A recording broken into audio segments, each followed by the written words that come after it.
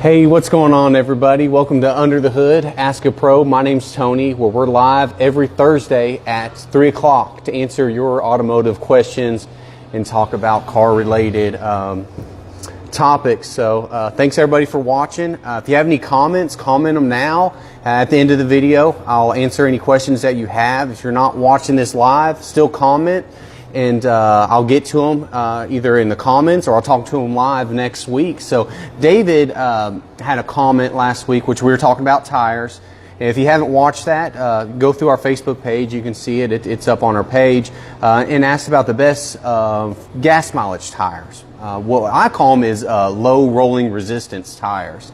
A lot of our customers use the Michelin Premier tires. They are Michelin's, which means they're great tires, but they're very pricey. You have to pay for it. A lot of times you're talking 70 to maybe even 90,000 mile tire. Those are only ones I have experience with, and normally our customers that use Michelin, they're devoted. That's all they want to put on there. And if you don't know what low rolling resistance tires are, typically you see them recommended in cars that are hybrid vehicles or gas mileage type cars. What you get with the increased gas mileage and life is sometimes you lose traction. It's not like they're terrible tires, but they're not as good. They don't grip or leave as much grip on the road, which increases their rolling capability, which increases gas mileage. So there's a trade-off, but normally, like I said, I think on the video, Michelin's you'll see not wear out tread too often. They'll actually almost probably dry rot before you would need to replace them. But today, cold weather car tips, because it is brutally cold outside. I'm sure everybody watching has experienced it. 5 degrees when I woke up, at least what the thermometer said in my truck this morning. But I think things are going to warm up. We're going to swing to maybe 50 more. You know, it's going to raise by 50 degrees by next week. So that's Lexington for you. So, but today, since it is cold, I have some tips to maybe help you out. I'm going to turn the camera around. Of a couple things I do with my vehicle and how I would recommend maybe starting up your car in the morning if you are having issues. The number one thing is, how do I start up my car? How do I defrost my car? If you have a remote start, that would probably be the ideal way, because you don't have to get out of the house. You can hit the button, it's warming up outside. You don't have to try to de-ice the doors or anything like that, but most people don't. So you're going to have to try to find a way to get into the vehicle, which I'll talk to you about here in a little bit. But first, say you're able to get in your car, the windshield's frosted up. What should you do? Number one is start up the vehicle, turn the heat all the way to hot, fan speed all the way to high, then go to defrost. Then that's all you need to know. If you have an older car and have the option to turn AC on or off, make sure that AC is on. Newer cars, the air conditioning is automatically going to be turned on. And the reason for that is we want to remove the moisture from the air. It's like a dehumidifier. So you want to be sure your AC system is working for the winter time, because that's going to aid in defrosting the windshield. So it's going to remove the moisture, like I say, never mind. It's going to take the moisture out of the air, and it's going to make the windshield defrost a whole lot faster. If you are in a situation where we do have some ice, how should we get into the car? What you don't want is just start yanking on the handles and try to get into the vehicle.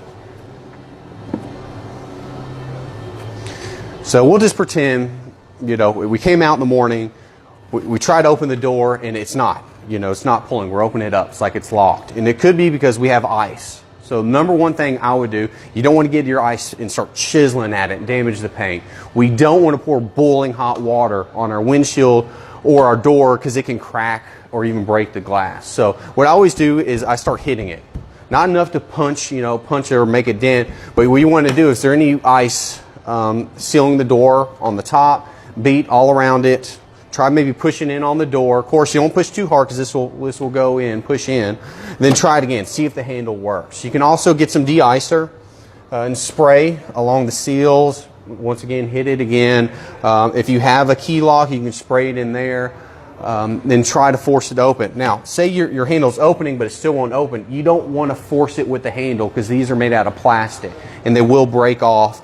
This one's not paint to match, but a lot of cars, the door handles are paint to match. So not only do you have to replace a door handle, you'll have to take it to a body shop and get painted to match the car, which is an additional expense. What I like to do is grab the door jamb itself, and that's where you want to pull the leverage, because where it's getting stuck at that point is the actual seal the door. So a good tip I would recommend in preventing that from happening is PAM spray, like you use for cooking. Spray that on all your door seals right there along the strip, and that the oils in it will prevent it from sticking. If your windshield is iced over, I use de-icer. I keep one in the truck, and I also keep another one inside the house, because if I keep this in the truck and I can't get into the truck, it's doing me no good. So I always keep two sprayed on the windshield. Like I said, you can put this on the door jambs. I've done it before when I can't get in. It hasn't taken off the paint, hasn't done any damage. But definitely, if you need to keep some de-icer in the house, at work, and in the vehicle itself. Another de-icer I use is the Rain-X, and this is the all season. It has the de-icer. It will not freeze. It's up to -25, but also it has the Bug Be Gone and Rain-X made into it. So I use this year round, so I don't have to think about putting washer fluid in for the summer and different washer fluid in the winter. So I'd recommend the orange washer fluid. I've been using it for years. We all use it here. It's a fantastic washer fluid. It's a little bit pricier than the blue. And there's nothing wrong with the blue. Just make sure it's rated to go to negative or colder temperatures below freezing. If not, it can freeze in that coolant or in the jug. Then all of a sudden you won't have washers. It can crack your jug. Then you have a repair once it thaws out. Those are two items definitely you need to be prepared for. And the most important would be an ice scraper. And I have a truck, so I have a little bit longer one. So you can get to the windshield. You want something plastic. What you don't want is a sharp object that's metal and dig into it. If you don't have an ice scraper, I've seen people, of course, this all depends on how much ice and frost is like an old debit card or an old card in your wallet. Use that. Try to pick off some of the ice. The good thing about this tool is it has a squeegee on it. So you can actually, if you have a lot of snow, you can actually scrape off the snow, especially on the hood of the car and the bumper, because once you get your car de-iced, you get all the snow off, you drive down the road, you still have a bunch of snow on the front. Well, there you go. All of a sudden, all that blows into the windshield and it can hurt your vision. So I like a tool like this. You can pick it up they have it at hardware stores. We have a really big one here we use at the shop, because we want to get all the snow off before we pull it into the car, into the shop, because when it's in the shop, then all of a sudden it starts falling and dripping and gets slick. So definitely, if you're in the market for an ice scraper, get one with a squeegee on it. It's amazing. Another tip, and I made the mistake on Sunday doing this, is if you're using your wiper blades and they're on the delay, so they just work whenever you want to, when you get to your car and park it, make sure you turn off your wiper blades before shutting off the vehicle. And the reason is I forgot, so I still had them on delay. I started up the truck to warm it up. All of a sudden now my wipers want to work and they're frozen to the windshield. That can tear up wiper blades, it can bend arms, it can break linkages and cause all kinds of problems. I was lucky enough to where I was right there by the switch and I noticed what I did and I turned it off automatically. So be sure, try to get in that habit of every time, even in the summertime, always turn your wipers off before turning the key off. Then you'll be, good for the winter months when those wiper blades can stick to the windshield. A lot of times, and I may show you on another car here later on, there's a nut that holds that wiper arm on. And if you're lucky, when that happens, it'll just loosen that nut. And all you can do to repair it is tighten that nut. And that's easy repair that you can do at home and not have to take it to a repair shop. If you don't have de-icer, I've read a couple things where you can use rubbing alcohol and water in a spray bottle, spray it on. Also read, and I've never tried this and curious, so if anyone has, is to prevent the ice or frost on the windshield, use, I guess, 3 parts vinegar to 1 part water in a spray bottle. And the night before, spray it on the outside of all your glass, and it's not supposed to freeze. So I'm curious if that will work. So if anyone has ever done that, please comment below. I have some here, it's 50-50, and we have a car out here that's been parked out here for a while. I may test it, maybe tonight, spray it on half. And if it works or if it doesn't, if we have frost in the morning, maybe I'll post something here on our page, so check in our page later on. The reason I don't want to do it on mine is I don't like the smell of vinegar. So if you spray it on your windshield, your fresh air ducts are in there. So as you're pulling air in to work your defrost, it's going to bring in that air, and I don't want to get into my car and smell the vinegar. There's some car products that use vinegar to clean the interior that I've used before, and I don't like it. So just a personal choice for me on the smell on that. But I have a car out here, we may try it on.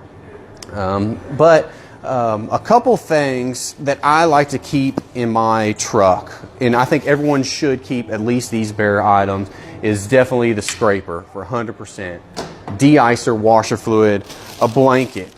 Now, we're at very, very cold temperatures, so if you're stranded on the side of the road, the car stalls, you no longer have heat, maybe your alternator died and now the battery's dead and you can't get that blower motor to work, you need to stay warm.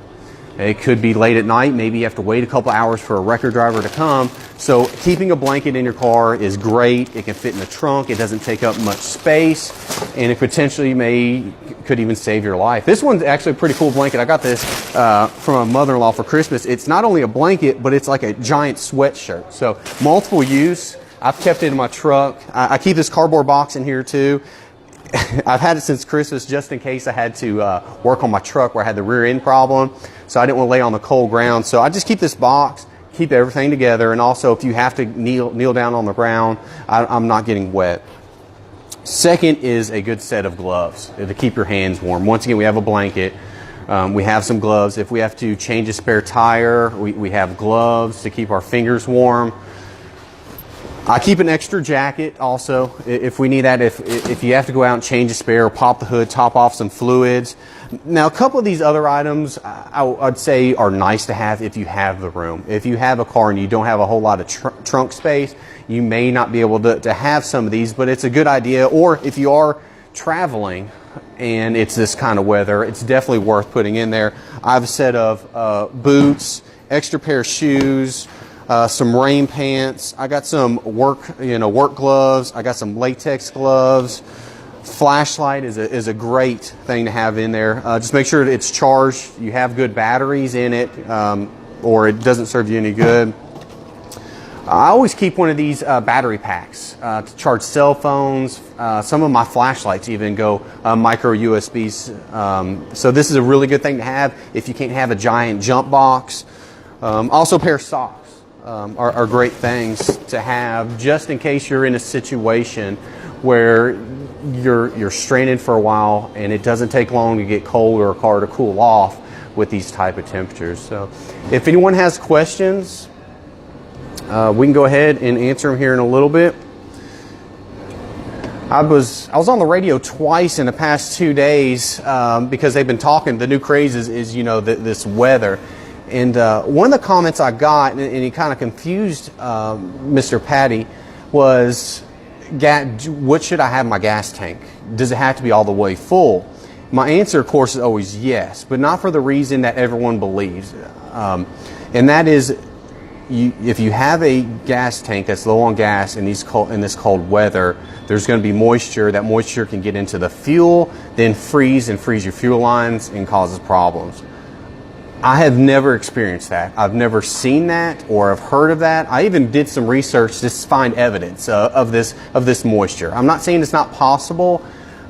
Yesterday we had a truck that with a bad fuel pump, we had to drop the gas tank. It was outside for 48 hours in this type of weather. We pulled it in the shop, 73 degrees in the shop, dropped the tank within an hour, and it looked normal to me. So if anyone has seen or heard or has evidence of that, please comment, because I actually looked today and I couldn't find that. I don't know if it's just an old wives' tale or if it's something back in the carbureted days with metal gas tanks that weren't sealed properly to the environment. So just let me know if you have any insight on that. But I do agree with having a full gas tank for a couple reasons. One is if we are traveling in this type of weather and there's an accident on the interstate and all of a sudden we're stuck, we want to be sure we have enough fuel to run that heater, to have heat to keep us warm. Also, so we don't run out of gas on the side of the road. Now we have to wait for a record driver with traffic. It could be hours before they can come pick you up. And also, when it's this cold, the air is dense, and it's dense with oxygen. So now we're sucking that dense oxygen-rich air into the engine. It needs more fuel to consume, so gas mileage goes way down. We're burning more fuel, so it's nice to have more gas in our tanks. Last week, my truck was just drinking gasoline, so I don't know if anyone else has experienced that. This week, normally we start getting some calls about people with their gas mileage going down, so kind of pay attention to that. It's not abnormal, especially with these conditions. And, you know, here in about 3 or 4 more days, it'll be sunny and nice for a little bit, so we won't have to worry about it too long. So I'll see if anyone has any questions today. Like I say, if you don't, if this is not live and you have questions, I can answer them next week, or I can comment below. Hey, Dorothy Claire, how are you doing? Ellie, thank you for watching.